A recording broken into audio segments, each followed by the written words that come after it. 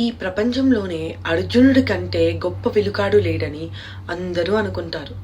కానీ గురువు లేకపోయినా తన సెల్ఫ్ డిసిప్లైన్తో, డెడికేషన్తో అర్జునుడిని మించి ఒక వీరుడున్నాడని తెలుసా?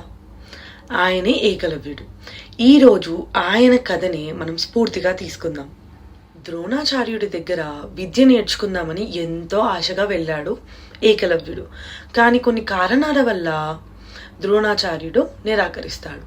కానీ నిరాశ పడకుండా ఒక మట్టి విగ్రహాన్ని తను సొంతంగా తయారు చేసుకొని రాత్రింబవలు కఠోర దీక్ష చేస్తాడు. ఏకలవ్యుని ప్రతిభ చూసి ద్రోణాచార్యుడే ఆశ్చర్యపోయాడు. గురుదక్షిణగా ఏకలవ్యుణ్ణి తన కుడి చేతి బొటనవేలు అడిగితే ఎలాంటి తన భవిష్యత్తు కూడా ఆలోచించకుండా చిరునవ్వుతో తన కుడి చేతి బొటనవేలు ఇచ్చేస్తాడు. అది ఆయన గురుభక్తి.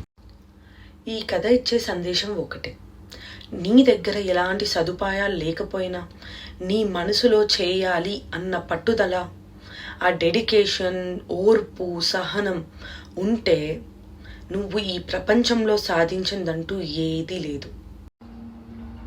మీకు కనుక ఈ వీడియో నచ్చినట్టయితే లైక్ చేయండి, సబ్స్క్రైబ్ చేయండి, షేర్ చేయండి. మరిన్ని కథలు వినాలంటే సబ్స్క్రైబ్ చేయడం మర్చిపోకండి.